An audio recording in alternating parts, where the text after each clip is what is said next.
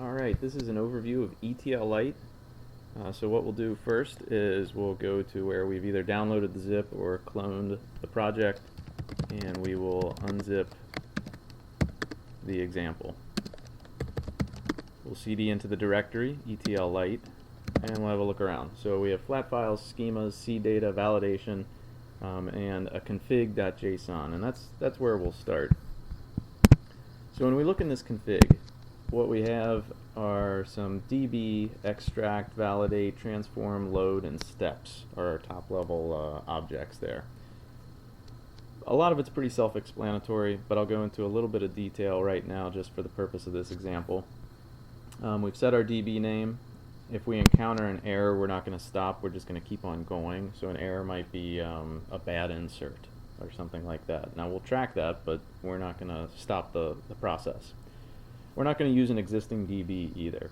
That might be useful if we're going to be doing incremental loads, but we're not doing that right now. Next, we're going to look at the extract. These are saying that we're going to go look for flat files in the flat files folder. That's our source for the extract. The schemas will be in the schemas folder. The seed data will be in the seed data folder.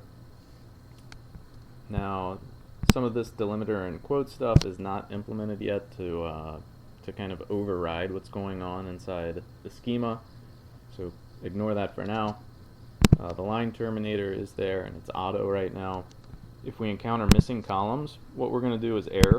We could also do a fill, and we could specify the fill value that we wanted, but we're not going to do that. So we can also ignore if there's too many columns. So right now we're going to error since it's false. Next we'll look at the validate step. So we're going to look for the source there. It's going to be the validation folder. And we have some options on outputs here. So our outputs could be delimited, and you'll see what that looks like. It's more of a structured, ordered delimited, and we're going to make it tab delimited. And we're going to specify it as just output.txt. Now, we're not going to want our results mixed up with errors and verbosity. So verbose, we're going to give it a different connection string. Errors will go to error.log, and if we have warnings, maybe we don't want those written. Now we could all write this all to output.txt, but we won't do that. So with that in mind, we're going to ignore transform and load for now. We're going to jump down to steps here, and we're going to see that we have extract and validate as true. So that's the config file. That's the brain that's going to be working here. Let's jump into what the data actually looks like out there in our flat files folder. So this is infers data from the National Fire Reporting Service, and we can see it's caret delimited, and we can see that we have a header row here. And when we start to describe that in the JSON schema, we start to say some of those things. So we tell it what the delimiter is going to be. We tell it it's got a header row. We're not going to skip header rows here. It starts right with the header. And we're going to look here at the name. So that's going to be our table name in the SQLite database that we end up creating. The flat file, we're going to just specify it. Now this could be a regex string. So if we had multiple of the same type of file, we might say, just load arson agency star.txt. And they would all load to the arson agency referral table. Now when we start to describe the fields, you can see that we're going to give them names, and these end up being our column names. And we also talk about how we want these to be required. We want minimum and maximum lengths. We can give data types and multiple date patterns we can specify. And there's a lot that we can do, and you can look at the documentation on that. But with that in mind, let's take our next look at seed data. So with seed data, what we're going to do is we're going to load this before we load any of the files. And so we're going to load in all these states and countries.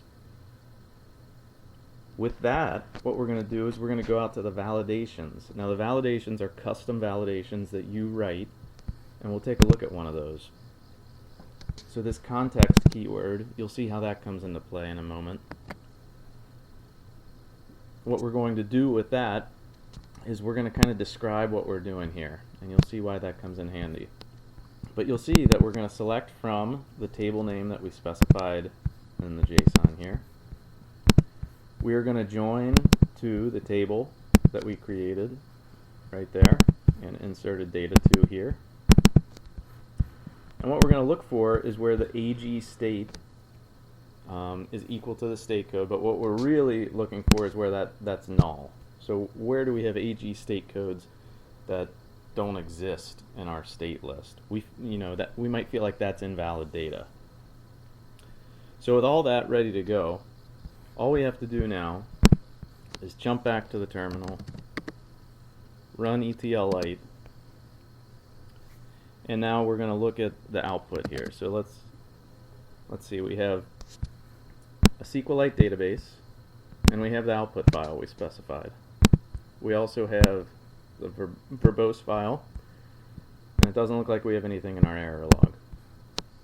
So let's look at the output file. So we can see that we have some summary results and some detail results for invalid data types, minimum lengths. And you can see here, this was our custom check. So we can see that all those AG state codes don't exist for all this data. So that's very handy. But we don't have to stop there. So this is a SQLite database. So we could use SQLite 3 to look at that database.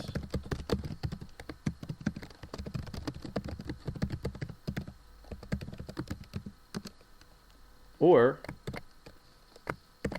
we can actually use ETLyte with the -i flag. And the nice part of ETLyte is it's going to give us a little bit of word completion. We load in the tables and the column names. So now when I do select count star from R, I just hit tab. So ETLyte can be a really handy tool for interrogating data, for making sense of multiple files, and there will be some more videos on how to do that.